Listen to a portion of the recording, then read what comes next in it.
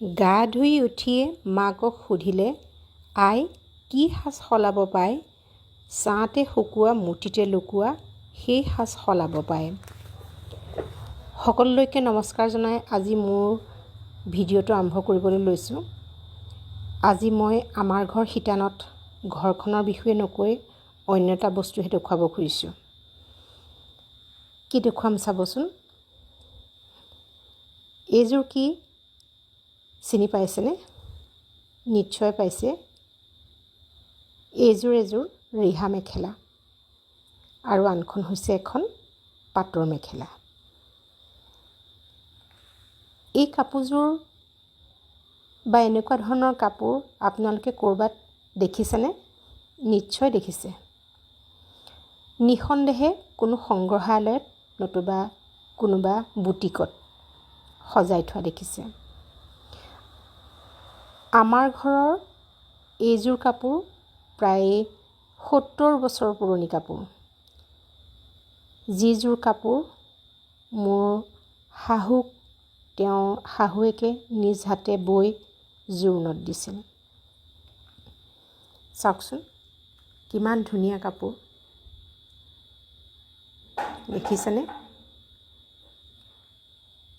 কিমান ধুনীয়া মিহি সম্পূৰ্ণ পাট সূতাৰে বোৱা এইখন এখন মেখেলা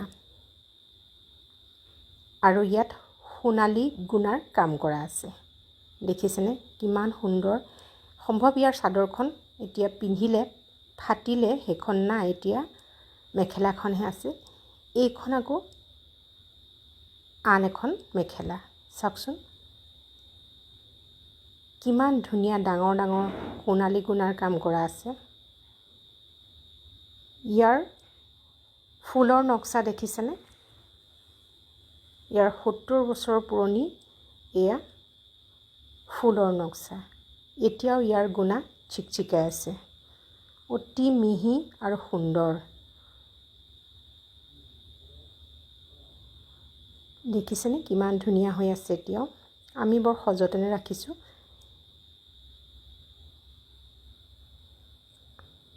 আচলতে বয়ন শিল্প হৈছে অসমীয়া সমাজৰ হৃদপিণ্ড। অসমীয়া শিপিনীয়ে তাঁতশালত সপোন ৰচে।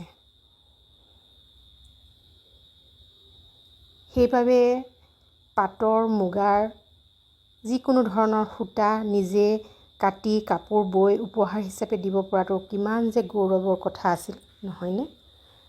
ইয়াৰ এখন ৰিহা চাওকচোন কিমান ধুনীয়া, সম্পূৰ্ণ গুণাৰে কাম কৰা।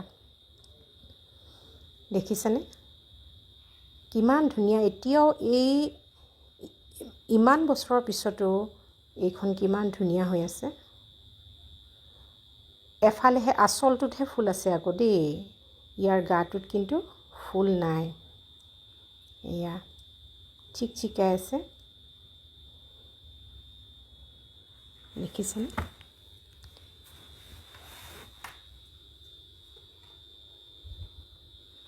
কিমান ধুনীয়াকৈ বোৱা এইযোৰ কাপোৰ। এই কাপোৰযোৰ আমি বৰ যতন কৰি ৰাখোঁ, কাৰণ মাজে মাজে ৰ'দত দিওঁ আৰু ইস্ত্ৰি কৰোঁ আৰু তেনেকৈ থৈ দিয়া আছে, কাৰণ নহ'লে বেয়া হৈ যাবতো। এতিয়া কিন্তু ৰিহাখন আৰু ইয়াৰ লগৰ মেখেলাখন বহুত ধুনীয়া হৈ আছে। একদম পিন্ধিব পৰাৰ নিচিনা হৈ আছে। অতি সুন্দৰ। দেখিছে? আৰু ইয়াৰ যে আচলত এই যে দহিখিনি দেখিছেনে কিমান মিহি দহিবোৰ। একেবাৰে কম কম সূতালৈ গঠা দহিখিনি দেখিলেই চিনি পায় যে ইয়াৰ মানে চাদৰখনৰ আয়ুস কিমান। দহিখিনি চালেই গম পোৱা যায় কিমান পুৰণি। অতি সুন্দৰ, একেবাৰে কোচ খোৱা নাই। গুণাবোৰ তেতিয়া যেনেকৈ বৈছিলে তেনেকৈ আছে। এইখন পাটৰ মেখেলাখন বিভিন্ন ডিজাইনৰ বুটা বচা আছে। গছা ডিজাইন, পখিলা ডিজাইন, ডাঙৰ সৰু বুটা বচা। দেখিছেনে কিমান ধুনীয়া, অতি সুন্দৰ কাপোৰ।